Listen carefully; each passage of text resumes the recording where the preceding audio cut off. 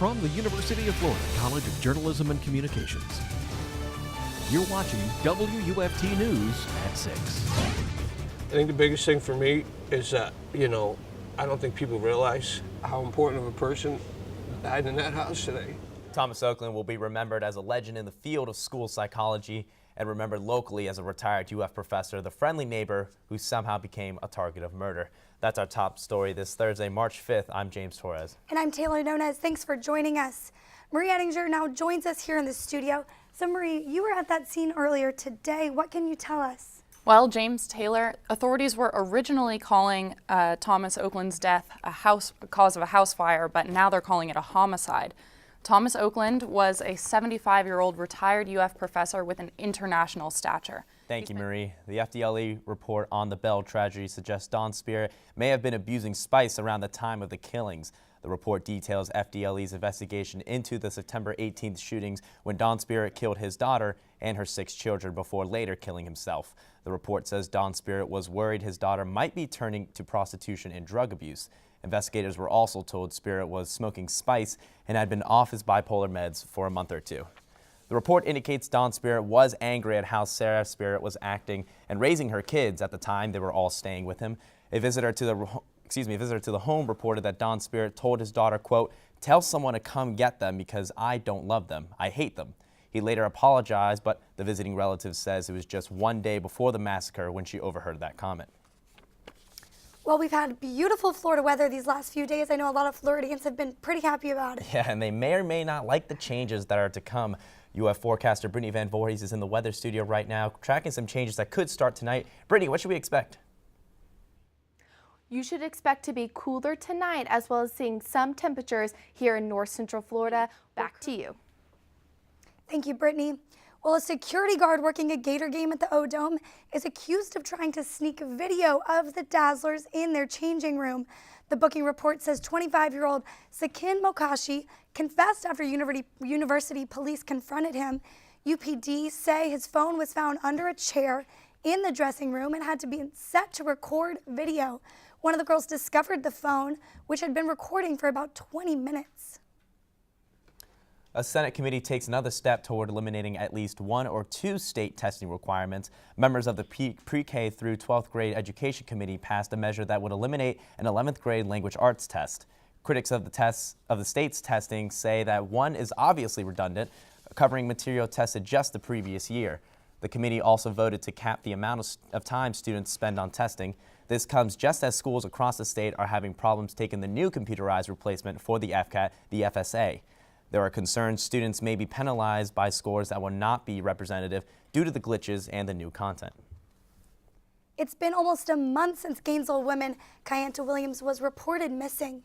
And volunteers are joining the Alachua County Sheriff's Office in the search. WUFT's Peter Gay Sherwood joins us now in the newsroom. Peter Gay, is there any recent evidence that is fueling the search today?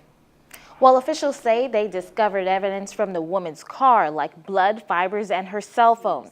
Thank you, Peter Gay. Well, WUFT News at 6 is just getting started. Coming up, a plane in New York had a close call to landing in the East River, giving people on board a scare. More on the passengers and crew up next. Plus, an American ambassador was attacked in Asia. Those stories and more coming up after the break. We'll be right back.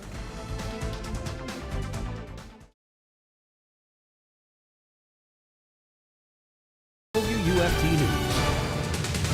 Tonight on WUFT News, first at 5, a business startup in Gainesville promises to bring farm fresh foods right to your front door. And in Marion County, a major grant will reshape daily service for people with developmental disabilities. And a highway patrol investigation gets to the bottom of a fiery crash on I-75 in Gainesville 2 weeks ago. Good evening. It's Monday, November 30th. I'm James Torres. And I'm Jenna Sands. Thanks for joining us. We start with an ongoing interstate problem, also blamed on a truck driver. WUFT's Paige Indrigo joins us live from the newsroom. Paige. In Marion County, it was a dump truck that wasn't even on the interstate, which has caused lingering damage, with 2 of the northbound lanes closed from 9 at night until 5 the next morning. Meanwhile, we're learning more about the I-75 truck crash in Gainesville 2 weeks ago, which blocked evening traffic for hours. The Highway Patrol says the semi-driver heading north crossed the median, then jackknifed and caught on fire after sideswiping another semi heading south. The driver of the first truck who died in the fire has yet to be identified. The Highway Patrol is still investigating the crash. Reporting live from the newsroom, Paige Andringa, WUFT News.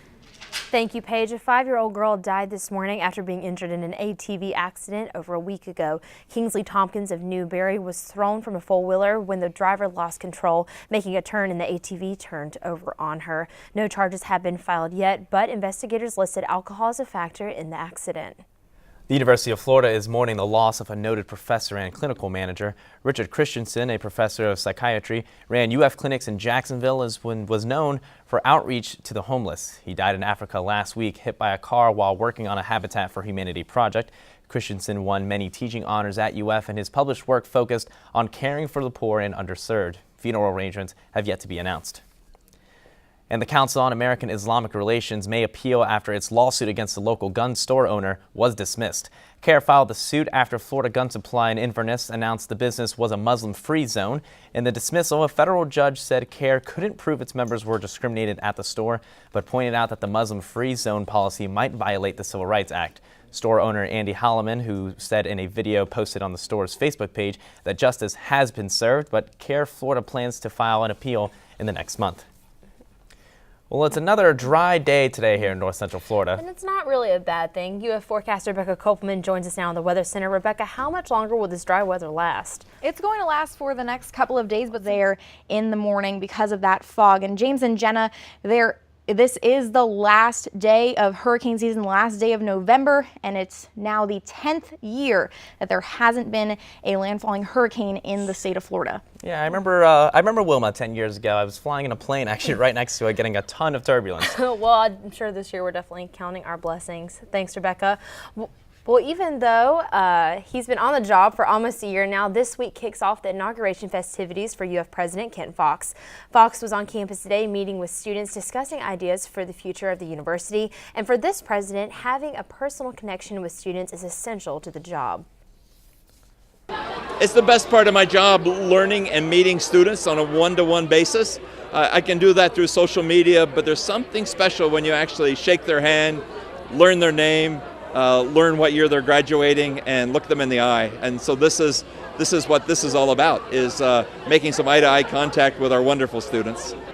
But he didn't wait for the week to start for him participating in some UF traditions. President Fox served as the honorary Mr. Two Bits at Saturday's Gator football game, and he'll have several more events and open houses this week before his inauguration on Friday.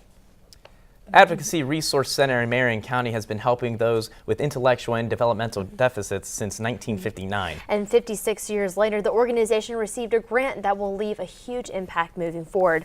Ben Murphy joins us in the studio now and talks about a $600,000 makeover. Ben? Yeah, and with that grant earlier this year, ARC is actually finishing up renovations on their old workshop and building.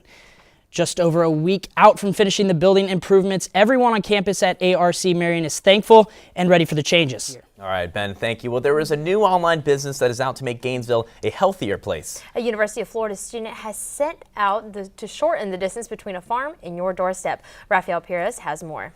Getting to the farmer's market because I was lazy. The company has been running for 5 weeks now, and Kumar has 12 loyal customers so far. And if you want to place an order, you can go to farmfreshfl.com.